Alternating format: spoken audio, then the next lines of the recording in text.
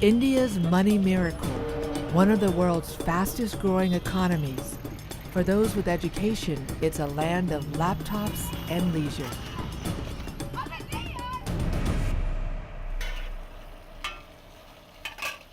For those without skills, there's dirty work.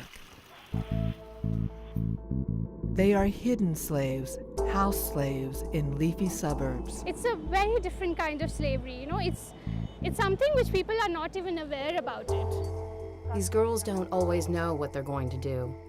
They are told they're going to do one thing, but they find it's not a good job. The Working Women's Association, known as SMS, is fighting domestic slavery.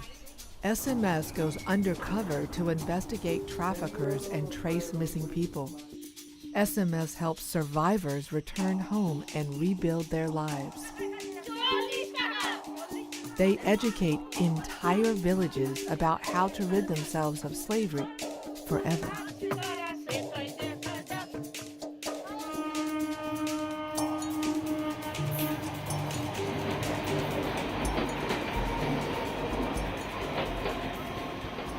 There's an exodus underway inside India. People are fleeing the poverty of village life, hoping for opportunity in the city. I had a feeling that I'm going to a good job, and I'll earn something and make my parents happy.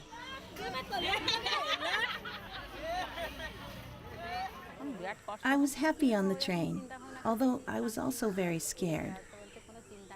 But the labor agent assured me it's always a long trip to Delhi, so don't you worry. Some families send more than one member to work in the city. When my daughter and son left, they said, "We're going for just 1 year, so don't worry about us. We'll come back very soon. We have to go there to earn something for you." But they never came back.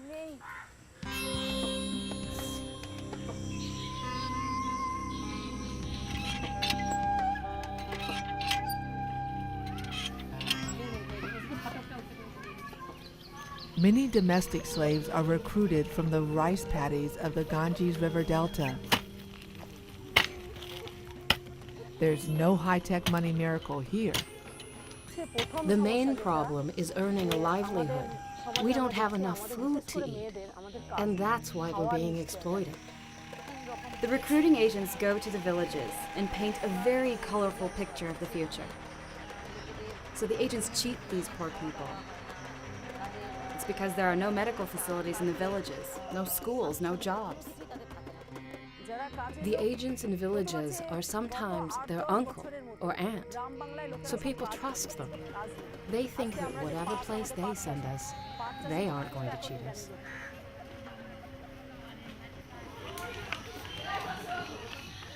Experts say hundreds of thousands of women and children have been trafficked to Indian cities, where many work as house slaves. This is where the main trafficking is taking place.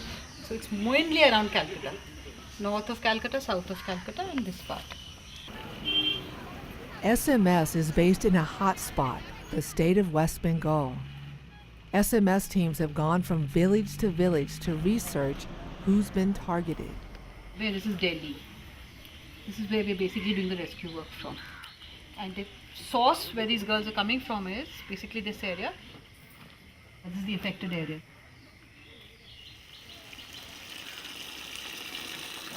Not every maid is mistreated or enslaved, which makes it easy for traffickers to pose as legitimate labor recruiters.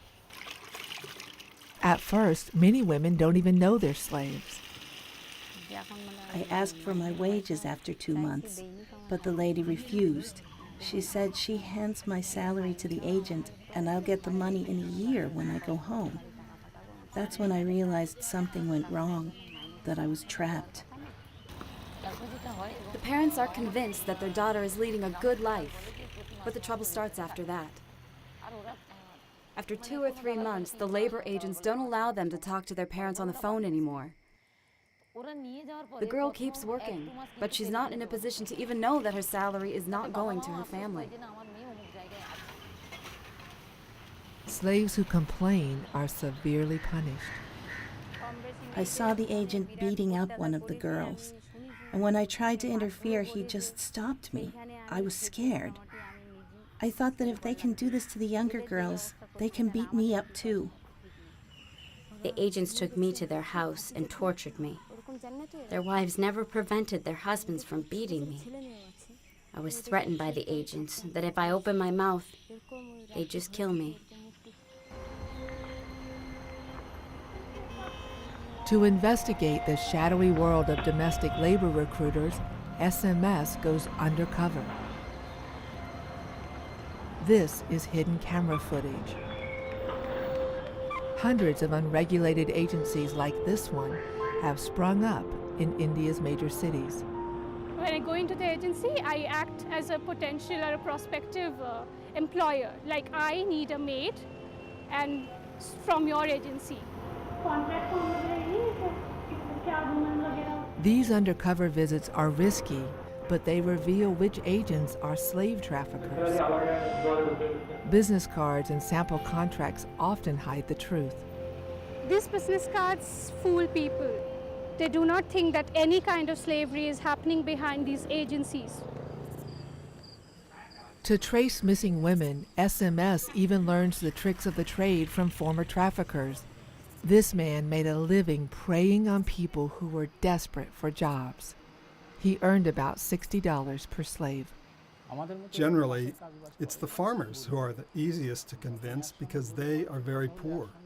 So they'll say that if they get a lump sum in advance, it's going to be really useful. Why don't we send our daughters with him? I feel very bad about what I've done. It bites at my conscience a hell of a lot. It wasn't the right thing to do.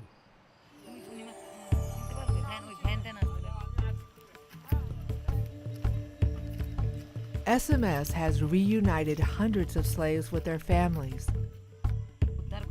This mother's son is still missing, but her daughter has been rescued and is now married.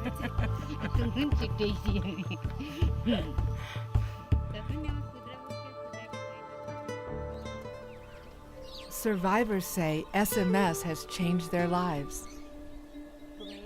I live in peace now, which is something that was missing in the city. I'm quite happy. To help former slaves stay free, SMS shows them how to start small businesses. Our lives have improved quite a bit. Now we can provide good food and clothing for our children, and we can support our husbands. They're happy about it too. SMS helps entire villages fight slavery. Women learn to recognize traffickers and act quickly when someone is taken.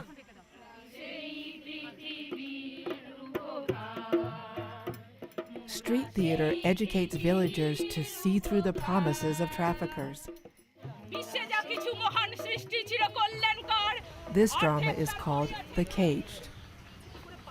We are trying to show how women are being trafficked from here and what sort of fate awaits them. We're trying to make people aware so they can take steps against trafficking. SMS founders believe fewer people will be trafficked if villagers can earn a living at home. The government has been persuaded to increase local employment through public works projects. But SMS also fights slavery by striving to change the way people think, changing attitudes about the worth of women in society, and changing expectations about what women can accomplish when working together. I dream of a future when girls learn to think that we are not mere commodities. We must be properly educated. We should have our own self-identity and self-respect. That's all I want. And those days are going to come.